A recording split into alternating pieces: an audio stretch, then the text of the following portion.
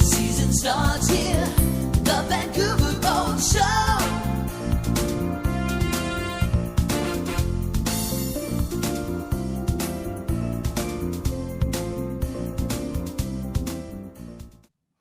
Welcome to the Vancouver International Boat Show virtual seminar series, sponsored by Freedom Marine International Yacht Sales, the premier choice for exploring the passion of yachting. Thank you for joining us. The seminar will begin in 1 moment. If you are having technical difficulties, you can reach me, the online moderator, via the chat feature at the bottom of your screen. Questions for the speaker can be added to the Q&A box also at the bottom of your screen. We'll answer these questions at the end of the presentation. Now it is our pleasure to present Putting Your Boat into Charter with Ian MacPherson and Tracy Sarich. Welcome. Thank you. My name is Ian. I've been in the boating industry and the charter industry for an awfully long time, for over 40 years, in fact. And I'm on the board of Boating BC, where I represent the charter and sailing school sector. So I'm immersed in this. Our charter area here is incredible, and it's an absolute privilege to be operating here in this area. So it's an ideal place to put a boat in charter. I'm going to hand you on to Tracy to say a few words about herself. My name is Tracy Sarich, and I'm here to speak to you from the perspective of a boat owner.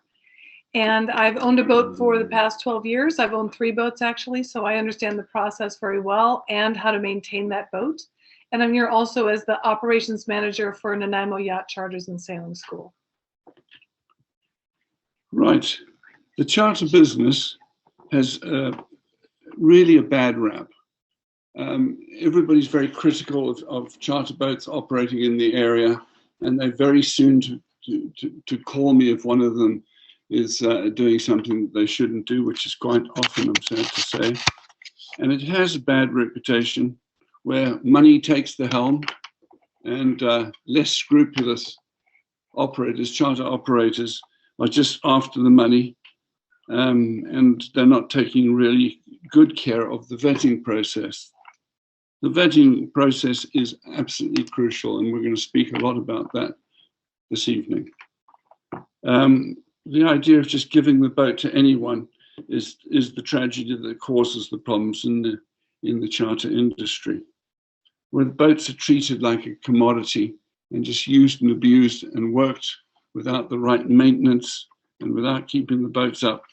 I mean, it's actually dreadful to think of it as a commodity, because that's somebody's pride and joy. That's their love of their life, and they've entrusted your charter operator to look after it, and it's not. So we're aware of these issues, and we're going to help you evaluate charter companies.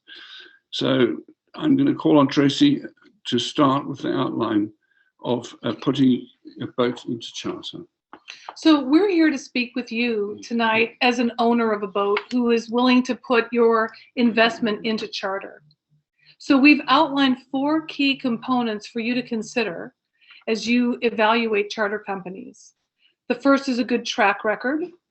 The second is solid vetting of charterers. The third is expertise and resources.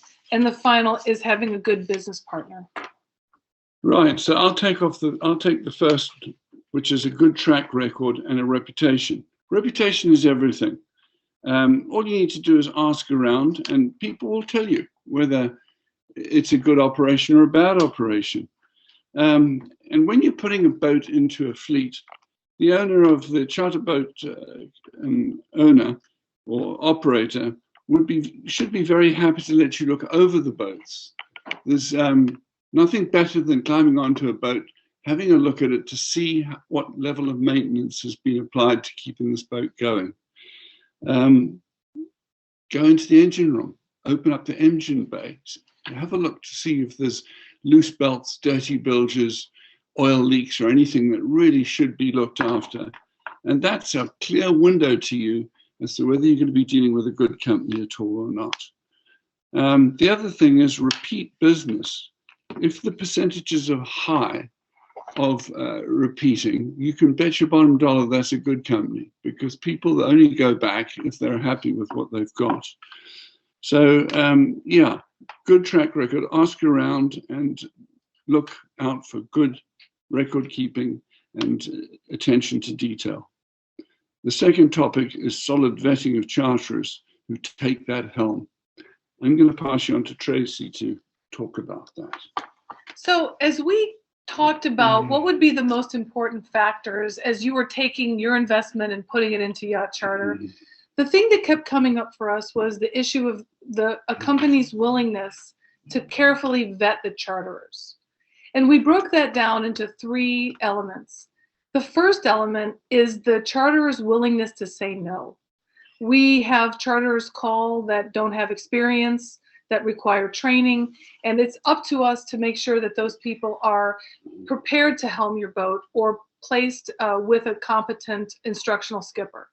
And so if you have a charter company that's not willing to say no, we would think that that would be something that you should take into account as you consider where to place your boat. The second element is that they actually take the time to speak with charterers.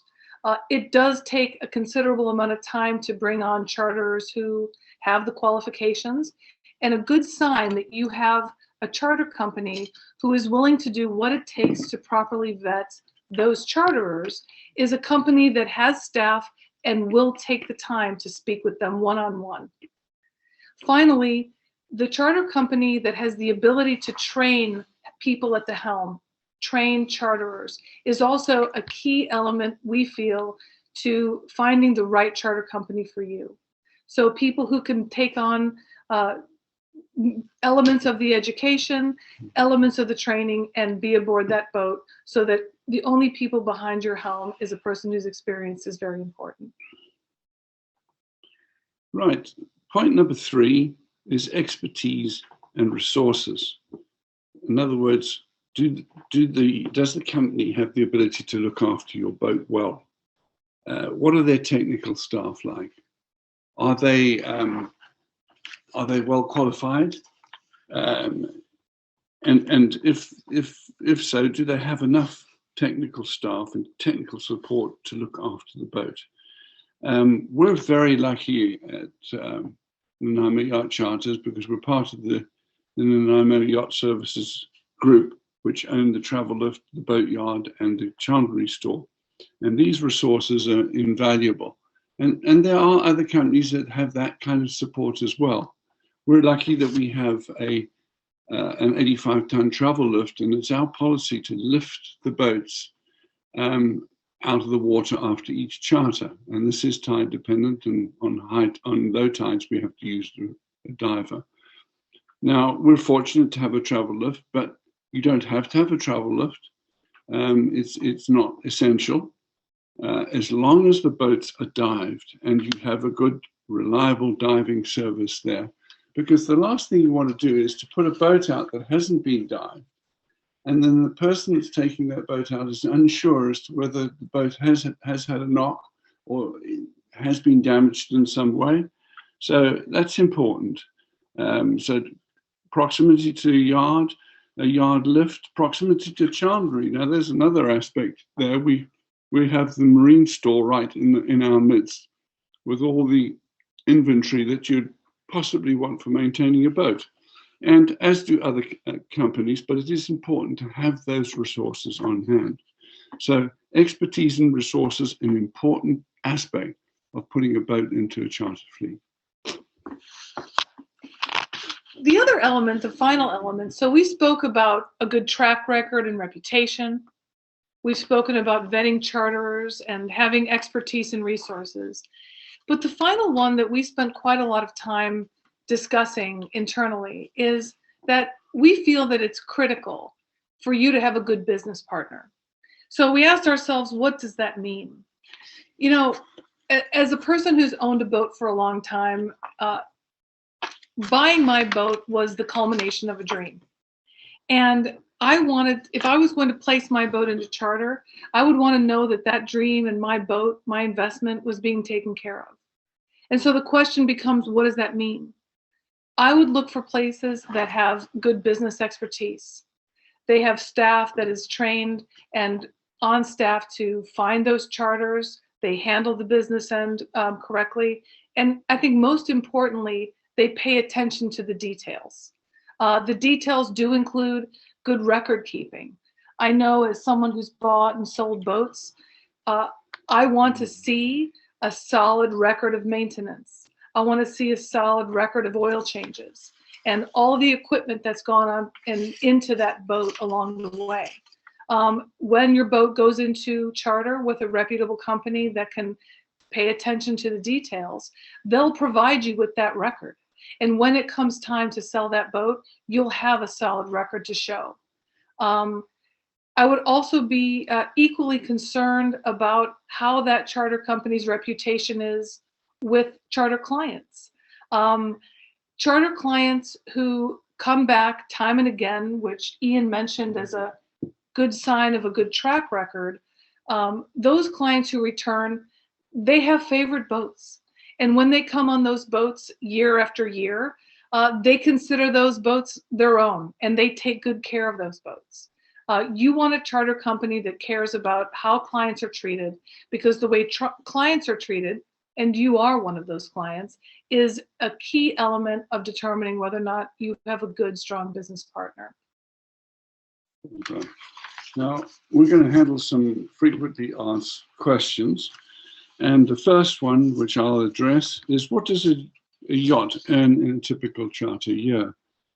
Well, that depends on the number of weeks that the boat does, the type of boat, the size of the boat, the newness of the vessel. These are all factors that change. But generally, 12 weeks is an average season. It's not a brilliant season, but it will pay the rent and it will pay all your expenses.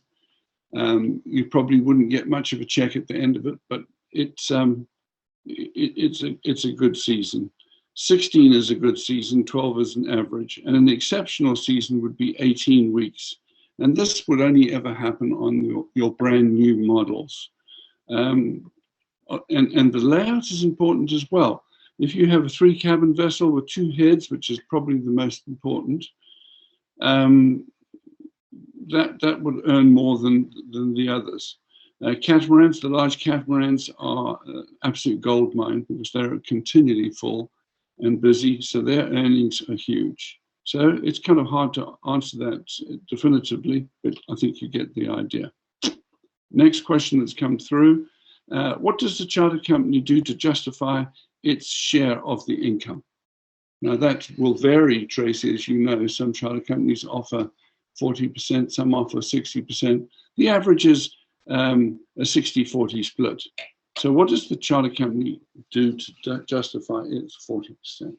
Well, as we spoke about this, we divided the categories of earnings into sort of 3 parts. What I would call the hard services, the soft services, and the invisible services. So I would consider a hard service, the technicians, the parts, the pieces you would see on an invoice. Okay, so that's part of what's happening is labor costs are reduced, maintenance and parts are reduced. So there's a hard value that comes into that 40%. Soft services, what would that be? I would say that a soft service would be obviously the accounting and the record keeping, but I think most importantly, it would be the sales. It would be the client services that go into that piece.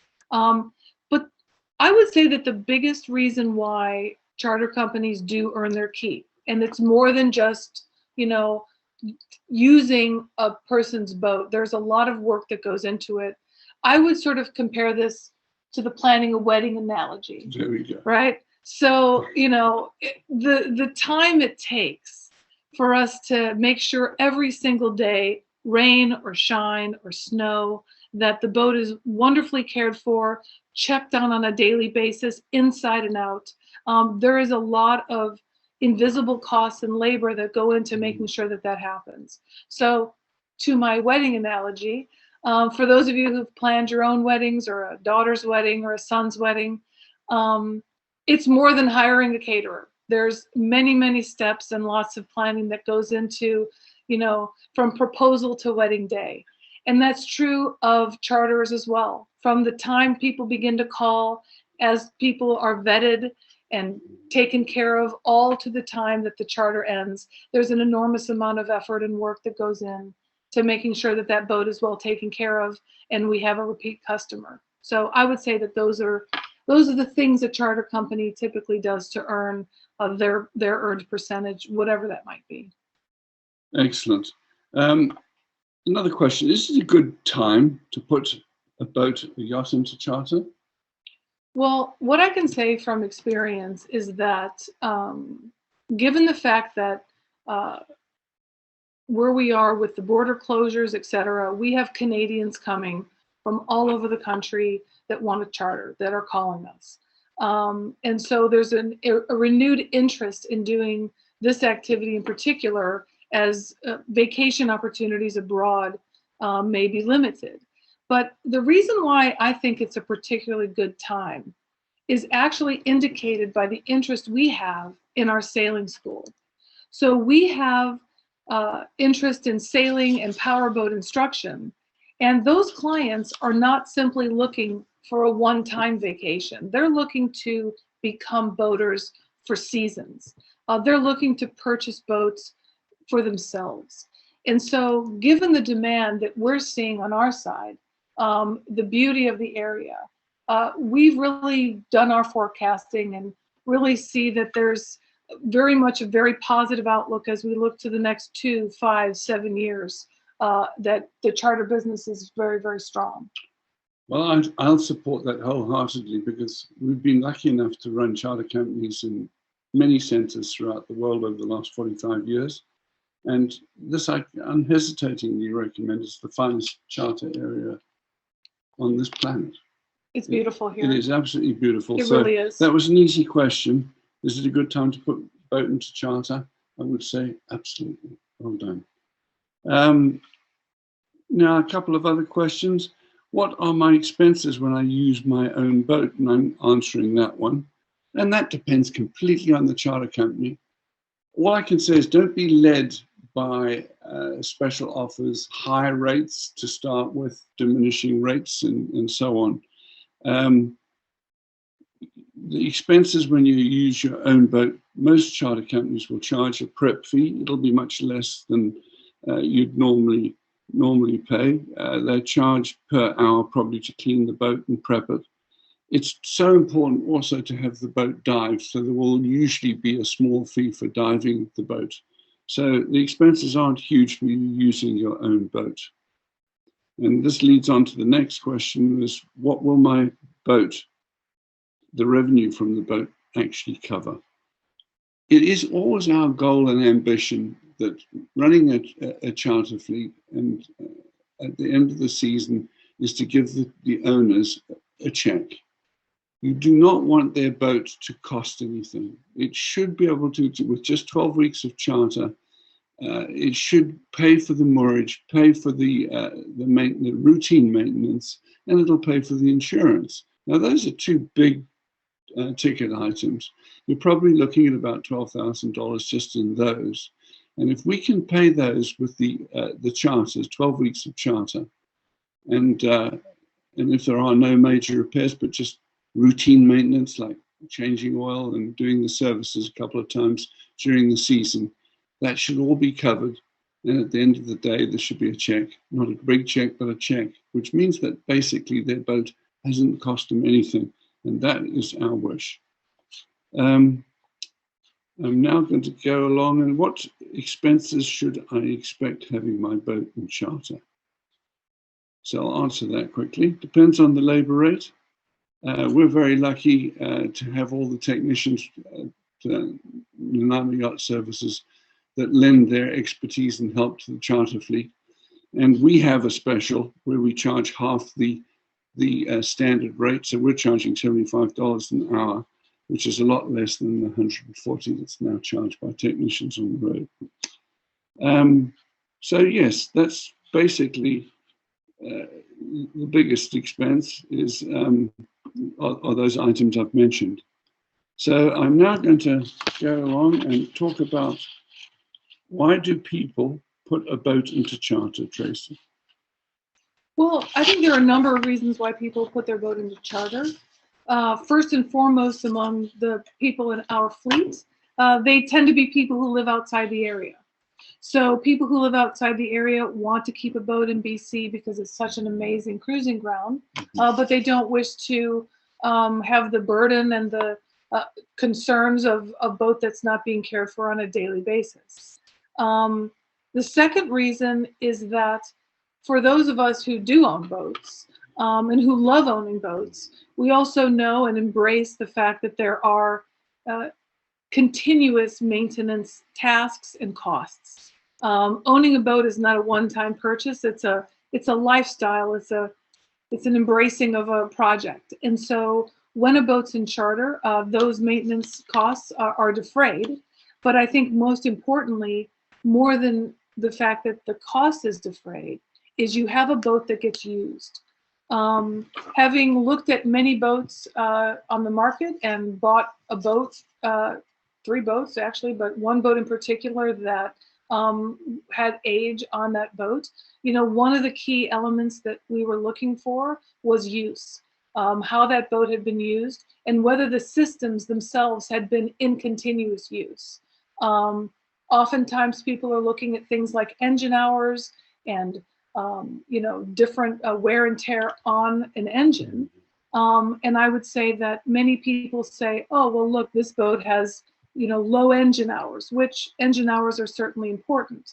But a boat that has not been used, an engine that has not been used, has hidden damage inside that boat from seals that have been seized perhaps, or other elements that happen when sitting in the water. So owners who wish to have their boat well maintained and used regularly to keep the health of those systems want to be in charter.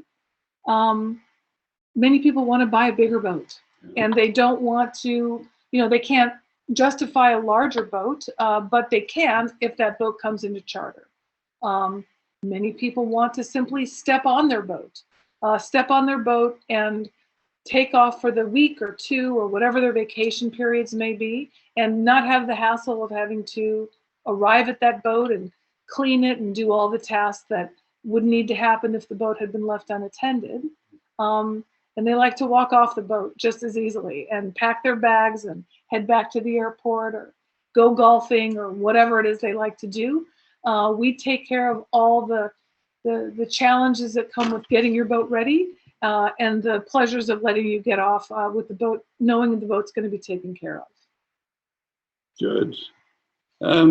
What equipment do I need on a boat for charter? And this is from Ian. Essentially, a boat should be equipped with the equipment and navigational stuff that you would expect to have on your boat anyway. You need a good bank of batteries with an inverter because that's usually quite a demand item in a charter boat. Have a good fridge. These can be supported with solar panels, and that's a nice package to have on charter. Expect that you should have a cruising chute because those are often asked for when the charterers pay. They will pay extra for it, so it is an earner. You can have it as an optional extra. You're going to need small things like a stern reel for tying stern ties and a stainless reel on the back. Makes stern tying an absolute dream. You just run out the reel and then you wind it back again when you're ready to go. So all the safety equipment is going to be there. Your galley equipment. Generally speaking, charter guests like to keep that sort of stuff standard, but that's going to be expected to be on the boat, which you'll pay for as a one-off payment to equipping the boat. So nothing extraordinary there. Your multifunctional device will be up there giving you your GPS and position and chart package, which is useful, obviously. And then you'll be buying the charts that support the cruising area, the guides and charts, and that's a one-off payment for most charter companies as well. So it's not a massive fit out for charter. It's just basically putting the things on the boat that you'd expect. And which are the best boats? 3 cabin, 2 head. We mentioned it earlier. Power. In power, usually 2 heads, 2 cabins are very popular. And we like trawlers rather than planing vessels mainly because the attrition due to the logs is a lot less, and it's a lot safer, and it's a lot more fuel efficient. So that's that. Now, the next question is, who is responsible for losses, cockpit cushions, winch handles, etc.? Tracy, I've been talking a lot. Your turn, dear. Well, I think it's a very fair question to say, what's the allocation of risk for loss? We believe very strongly that a reputable charter company, first of all, should be able to explain their policy very clearly to you. There should be an inventory taken when the boat is taken into charter, and there's an inventory taken on a regular basis as that boat goes in and out of charter. I know for us, we take an inventory at the beginning of the season and after every single charter. And the most important piece of advice that we can give each of you as you consider who to go with is we believe that outside of normal wear and tear, that charter companies should be responsible for all losses on charter. So whether that's a small item like a cockpit cushion that's lost, or it's something else that may involve insurance, the charter company should be there 100% of the way to cover those losses for owners. It certainly isn't a good policy to be nickeling and diming. It offends the charter guests who may have spent several $1,000s chartering the boat. And then because they've lost a winch handle, they have to pay the $80 or $90 for that. I think that's poor profit. So, yeah, I agree. I completely support that. Sorry. Yeah, go ahead. No, which leads to the question of how does the insurance work for owners? Yeah. The things that most owners ask is, how does insurance work? Short story is that your individual policy is canceled and you would go on to a fleet policy of that charter companies. Many people ask how much, what would the cost of insurance be? The fact is that's a very difficult question to answer definitively. I can speak from my own personal experience that your boat insurance rate as an individual is based on your personal track record, your experience on a vessel, the nature of that vessel. And so for myself, I use Navis, and Nanaimo Yacht Charters uses Navis. We recommend them in the BC area and beyond. And, if I were to take my boat, which is insured at a very, very favorable rate because of my experience and track record, if I were to place that boat into charter, I would expect that my rate, which is probably, 0.8%, might go to 1%, something like that, which is an increase. But as I looked at the numbers, my personal policy is insuring me for somewhere in the vicinity of $2 million of personal liability, and the fleet rate the fleet coverage is $5 million in liability. So there's a give and a take there. But, as we spoke before, 12 to 18 weeks of charter, the cost of that in policy should be covered within the first week or so of charter. Excellent. I'm going to want to return to vetting the clients. Sometimes we'll be in a situation where we're doing an orientation on the boat and we're checking them out, and you can feel that the client is extremely unsure and is asking some fairly strange questions for somebody that should be able to take the boat. How do you handle that, Fritz? What do you do about this now? He's got his family on board, and obviously egos are at play here. But you're unhappy, and you've done the skipper's resume. You've looked at it. He's filled it in, but his ability doesn't seem to match his paperwork. I would say that the way that gets handled for us is that we do not strictly rely upon what someone's written down on a skipper's resume. I actually have conversations with people. My staff has conversations with people one-on-one in order to try to flesh out some of those questions you mentioned, that when people respond in a way that's not consistent with competent skippering, that we would at that time be able to suggest, and we regularly do, that we have a sea trial with people and we bring on one of our skippers. Anytime there's any question as to someone's abilities. Well, sorry, will the client be expected to pay for that service? Well, the client pays for that service. Okay. Right. Well, sometimes we will place someone on for a couple of hours just so that we feel comfortable, but the costs certainly don't go to the owners. That's our responsibility to handle. Okay. But, you know, we really pride ourselves, and I think a good charter company prides themselves in encouraging all of their clients to be happy and comfortable. This is a vacation. Mm-hmm. So, you know, our skippers and our staff is trained to come aboard and assist a charterer and to assess gently what their skills may be. And in the event that someone were to come to us and we hadn't caught perhaps some of that inexperienced in the phone calls, but we realized at the time that maybe the boat was more than they could handle, we would place a skipper on board and make sure that they were comfortable. Our skippers are a lot of fun and they know how to work with people in varying stages of their boating experience, and they would not be allowed to leave the dock without knowing that someone experienced was at the helm. Excellent. I'm going to talk a little bit about damage to the vessels and prior to departure. How do we control this? What actions do we take? And what do we expect of our charter guests? Well, what I encourage is that before the charter guest leaves the dock, that they go around the boat, and with cell phones today, it's wonderful. It is. You can just snap away and take pictures of a gouge, and you encourage the charter guest to be with you while that happens. Mm-hmm. Get him to use his camera, take pictures of everything, and try and find out, very much like the rental car business, but do it in a more friendly and progressive way. Just walk around and say, look, we want to make sure that you're not going to be paying for this. And I think that's a good idea.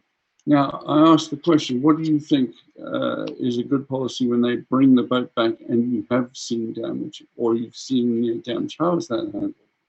Well, we have checkout policies that record any problems. And in our case, and I think in any case of a reputable charter company, they'll have staff involved and on board to be able to handle any damage that occurs. And, you know, we do this in a considerate way for charter clients, but we take care of that boat. I mean, whatever the damage or the challenge is, we make sure that we've covered it for the owners, and whether that means how we wind up collecting that damage is something that we do on a case by case. Sometimes we just fix it ourselves. Other times we look to the charterer, depending on the circumstance. I will say this though, so you'll have to forgive me because my screen here is rather small, but I see we have questions. Okay. Would you like to take a few questions? Sure. Let's take the first one from David Eilers. Is there a type or size of boat that is consistently popular? A type or size? Well, we said 3 cabin, 3 head for sailboats. Yes. I would say sailboats. I think at this point it's important to note that it should be less than 10 years old, and it should be a well-known make. Yes. You know, if you're talking about putting a Thunder Stud into charter, people don't understand that. Although he's an extraordinarily good designer and naval architect, people wouldn't know what a Thunder Stud was. And that's going back to the days where we first bought Dufour in here. And the North American market didn't know a Dufour from a hole in the ground. And the Dufour is, in fact, one of the oldest French boat building companies that there is. And they built a wonderful product. I could not sell those Dufours because people just didn't know. So back in the day. Back in the days. But if you look at this, yeah, that's. But now it's very popular. Yeah. People love our Genots. They love our Beneteaus. They love our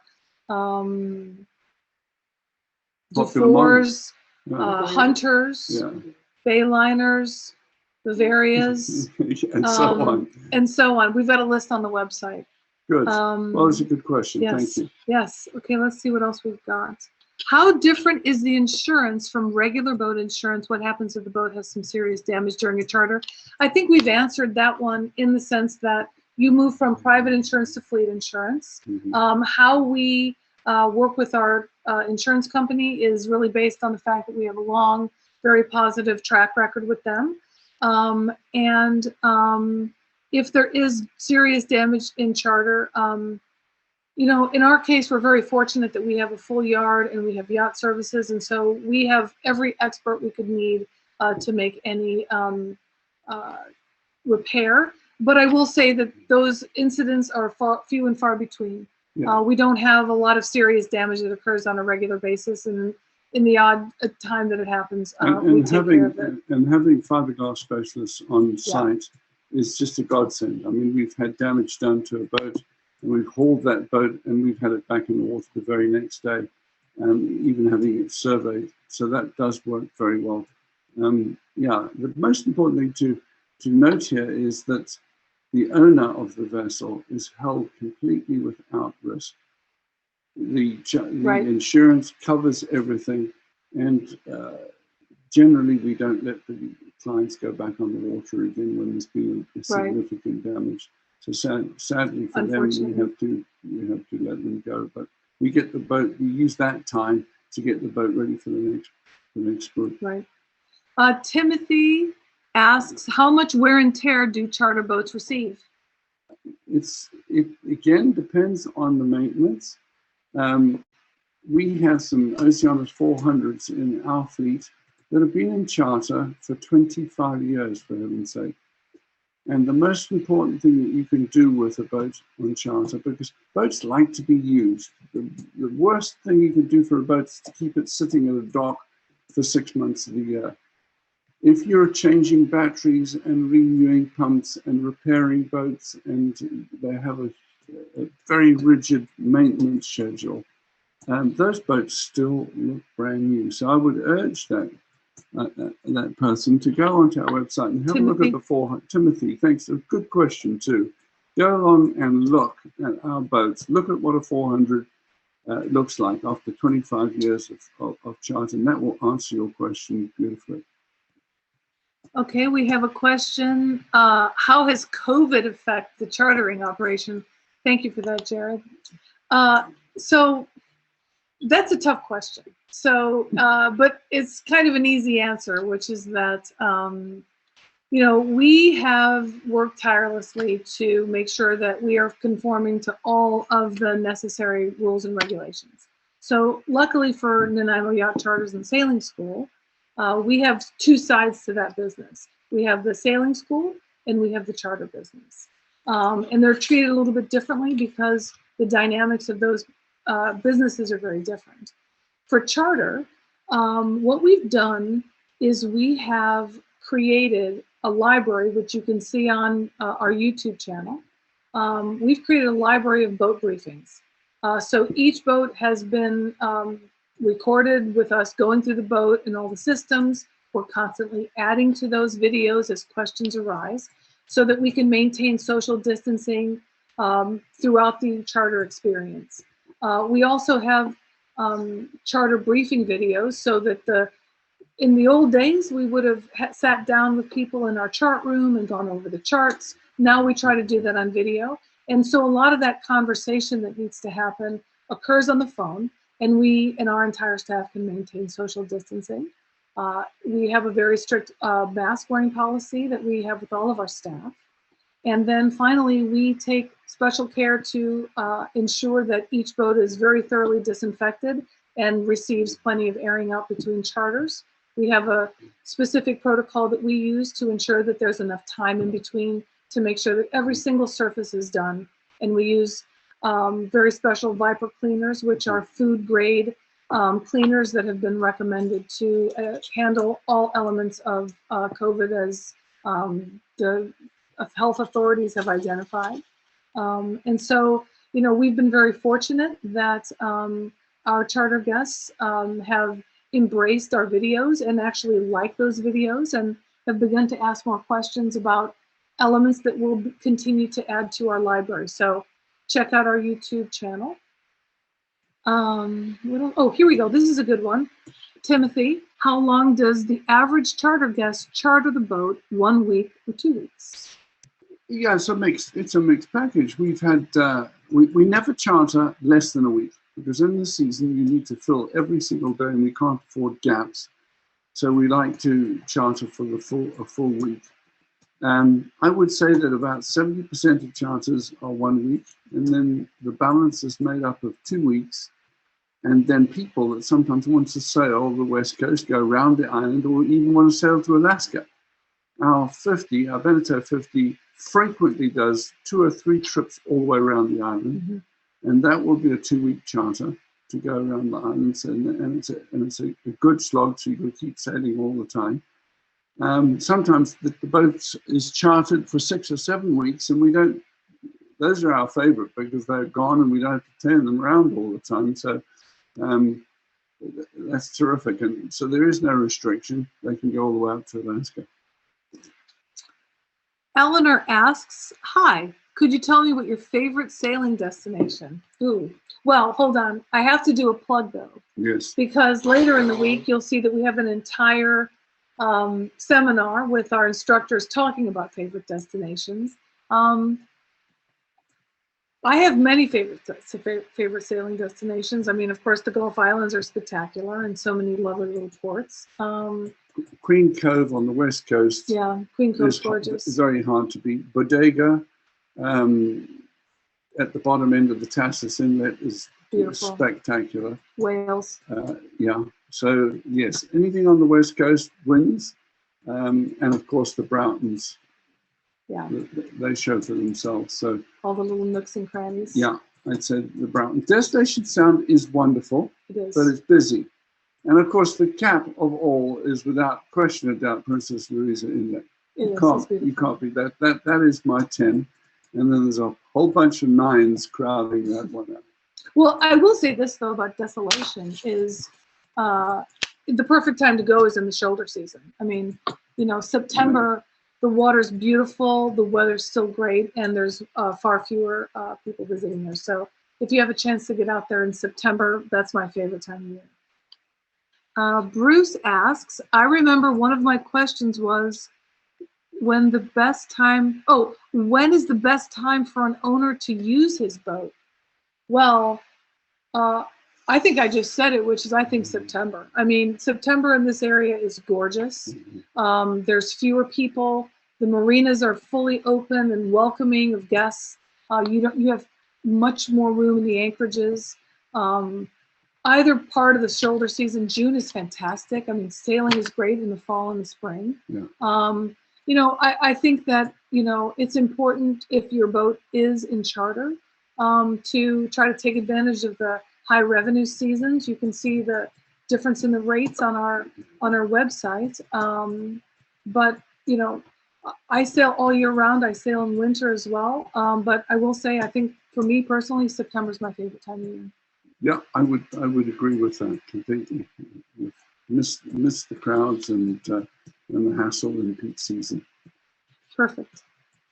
So it looks like I don't even know what time it is, but it looks like we don't have any more questions. Well, that's good. Yeah. We've got Tracy's conclusion. Oh, my conclusion. Yeah. Well, my conclusion is more of a comment, really, which is that there's an old saying that the 2 best days of a boat owner's life is the day they buy and the day they sell. And I was saying to you earlier this week, I really don't like that expression, because I hate to think that your favorite day of boating is the day you sell your boat. I love owning a boat. I've been through all the trials and tribulations of owning a boat. And,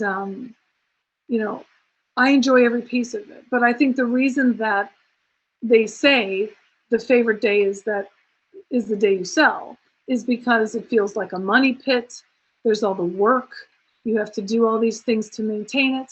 And I think putting that boat in charter is really going to solve a lot of those issues. Having someone take care of your boat the way you want it to be taken care of is a vital piece of the pleasure of boating. And so I want to, change that expression to say that the 2 best days should be the day you buy your boat and the day you pick the right charter company. Well done. Well, I've got a little story to support that. About 3 boats down from my boat, there was a boat that was absolutely shockingly covered with bird poo. It looked like it had been abandoned. It looked like it was one of the abandoned boats. And of course, with COVID, the Albertans didn't really have the chance to come down and look after the boats like they normally did. So we've got dozens of these poor specimens all over the place, looking very worse for wear and abandoned. So this Albertan eventually did come down, and he spent, of his 10 days that he had allocated to go sailing, he spent the first 4 cleaning the boat, and it still wasn't cleaned at the end of it. But the heartbreaker was when he was trying to start the engine, it wouldn't start. So that was on the 4th day. The 5th, 6th, and 7th day were schlepping batteries backwards and forwards down the dock and getting our technicians to try and get a very reluctant engine to start. And by the time he got everything going, he had, I think, a day and a half out. And that was a tragedy. Now, boats in charter, and our boats are all there, we keep them clean. We keep that down. You could go down to any one of our charter boats now, and it's ready to go. We have people visiting the boats because they want to see the potential for chartering and what the boat is like, which we encourage. So we have a lot of visitors during the year. So therefore, we like to keep it clean. So imagine this: you have your boat in charter. All you do is get given the keys. You go out and you spend your entire full 10 days enjoying the whole thing. And there isn't any downtime. So another very good reason to put your boat into charter. Well, hold on. Before we close, we have more comments, Ian. Okay. Some of them are just hellos. From David, we have, hi, Tracy and Ian, David Larwood. This is David. He was from the instructor's course last May. Hi, David. Hi, Dave. John Chase says hi. Hi, John Chase. We have David Larwood saying, I want to add as a return client to NYC. Having a school associated to a charter company is great. You get your boat into training, and then ideally the students will return and charter that boat. Highly recommend this organization. Thank you. Well, thank you very much. And Robert Barron. I've been out on Bella Serena, amongst others on the coast. Sailing is as much about the people and relationships as it is the water and the boat. Well said. Well thank said. you. I sang, Bruce Keith is just saying hello. Nice to put a face to Tracy. Well, hi, me too. We can't see you, we can just see your comments. Hi, Bruce. Nice to meet you. Your boat's nice and clean, mate. Eleanor, thank you very much. Excited to visit the best places.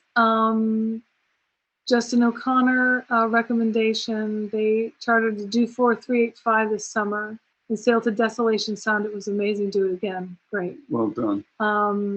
Here's the last thing. What are our thoughts on a catamaran in charter? Well, our catamarans are book solid. People love catamarans. We have a catamaran course to make sure people know how to operate them properly. And we are, if we had 2 more cats, they would be just as full. So pass the word around. We love catamarans. Yeah, absolutely. Probably the most popular boat on charter at the moment are the cats. The Lagoon 42s are just fantastically busy. Perfect. Okay. All right. I'm not sure. Is our moderator there? Does he pipe in? I think we have 10 minutes left. Done. We can wrap things up. Is there anything else you want to add before? Do we have any other questions? No, I think we've done. I think we did it. Yeah.